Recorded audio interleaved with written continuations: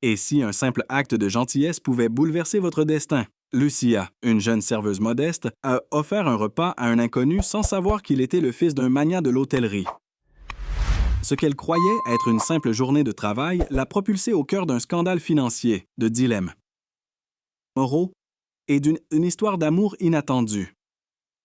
Mais jusqu'où iriez-vous pour défendre vos valeurs quand votre cœur est aussi impliqué? Lucie franchit les portes de l'immeuble de verre avec le cœur serré. Ce bâtiment, qui représentait hier encore l'espoir et la dignité, lui paraissait aujourd'hui menaçant. Elle n'était plus sûre de rien, ni de son travail, ni de son entourage, ni même de l'homme en qui elle avait placé sa confiance. Miguel, les couloirs de la Fondation Rêve sans frontières, bruissaient de murmures. On ne la regardait plus comme avant. Lucie sentait les jugements dans les yeux de ses collègues. Elle essayait de garder la tête haute, mais le doute la rongeait. Sur son bureau, une note manuscrite.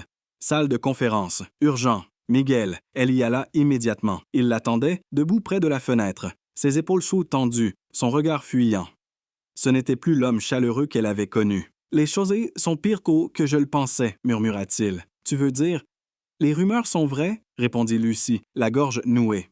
Miguel passa la main dans ses cheveux, un geste qu'elle connaissait bien. « Il y a des documents, dit-il, des traces qui montrent que certaines donations viendraient de sociétés douteuses, des entités liées à mon père. » Le sol sembla se dérober sous les pieds de Lucie. « Mais toi, tu n'étais pas au courant? » « Bien sûr que non. Je ne t'aurais jamais embarqué là-dedans si j'avais su. » Soudain, la porte s'ouvrit brutalement. Un homme imposant entra, les traits crispés par la colère. Eduardo Alvarez, le père de Miguel. « J'ai besoin de te parler, maintenant, » dit-il sèchement en regardant Miguel, puis Lucie, avec froideur. Seul. Miguel échangea un regard avec elle. « Je te retrouve après. » Quand il disparut derrière la porte, Lucie resta seule dans la salle, le souffle court. Une tempête se préparait, et elle était en plein milieu. Et si le plus grand mensonge venait de l'intérieur même de la Fondation?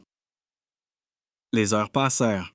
Lucie tenta de se concentrer sur son travail, mais ses mains tremblaient en feuilletant les dossiers. Tout semblait glisser entre ses doigts. Jusqu'à ce que Miguel revienne. Son visage était marqué par la tension. Il n'était plus ce jeune homme rêveur qui parlait de bourse et d'espoir. Il avait l'air acculé. « On peut parler ?» demanda-t-il en désignant la terrasse. Le soleil déclinait sur Mexico, et la lumière orange masquait à peine le froid qui planait entre eux. Miguel s'appuya contre la rambarde, silencieux. « Mon père, il pense que notre relation est un obstacle, une distraction. » Lucie sentit un pincement au cœur. « Une distraction? C'est ça que je suis pour toi? » Il tourna enfin les yeux vers elle. Une douleur sincère dans le regard. « Non, tu es importante, pour moi, pour ce qu'on essaie de construire ici. » Il marqua une pause. « Mais en ce moment, tout est si fragile. Je ne veux pas que tu sois mêlé à ce qui pourrait venir. » Lucie ravala sa peine. « Alors que fait-on? On continue comme si de rien n'était? On s'éloigne l'un de l'autre? » Miguel inspira longuement. « J'ai besoin de toi, Lucie, plus que jamais, mais aussi de ton aide. » Il la regarda avec intensité. « Je veux que tu m'aides à tout revoir. Chaque transaction, chaque don. Si quelque chose ne va pas, je veux qu'on le découvre ensemble, avant que d'autres ne le fassent. » Lucie sentit la peur, mais aussi une étrange fierté. Il lui faisait confiance, totalement. « Très bien, on commence ce soir. » Ils passèrent la soirée à examiner des lignes de chiffres, des tableaux Excel, des relevés. Tout semblait en ordre jusqu'à ce que Lucie s'arrête sur une série de dons importants. « Ces fonds, je n'arrive pas à remonter leur origine, » dit-elle en pointant l'écran. Miguel se pencha. Leurs épaules se frôlèrent. Son parfum, discret, l'enveloppa une seconde. « Ce sont des fonds liés à une filiale d'Alvarez Holdings, » avoua-t-il, « une structure que gère mon père directement. » Lucie se figea. « Donc l'argent de la Fondation vient en partie d'une société écran. Je ne sais pas, c'est compliqué. » Mais avant qu'elle ne puisse poser plus de questions, la porte s'ouvrit violemment. Eduardo Alvarez. « Miguel, tout de suite, maintenant. » Il jeta un regard noir à Lucie, puis referma la porte en la laissant seule avec ses doutes. Et c'est à ce moment-là que la confiance de Lucie vacilla.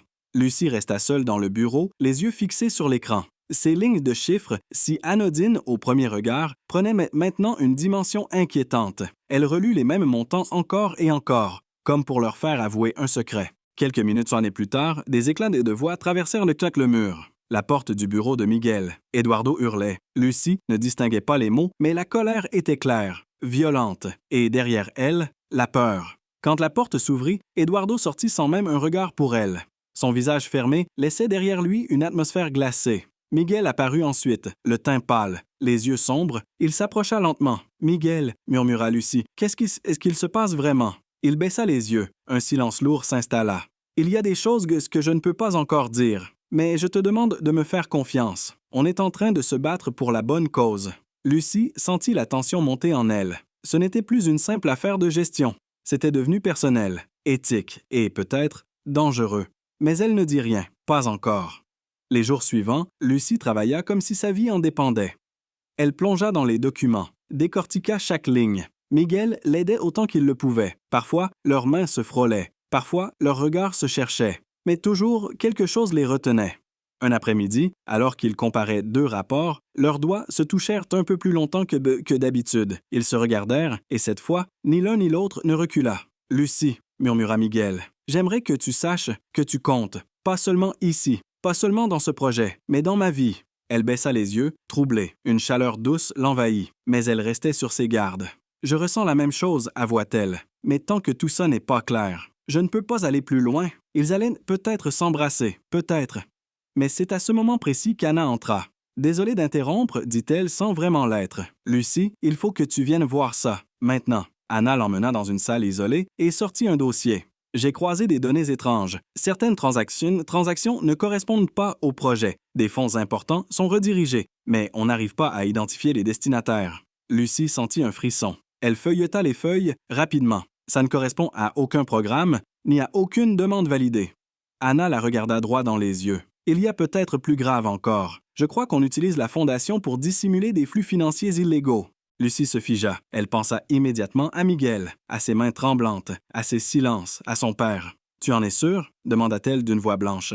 Anna hocha lentement la tête. « J'ai tout mis sur cette clé USB.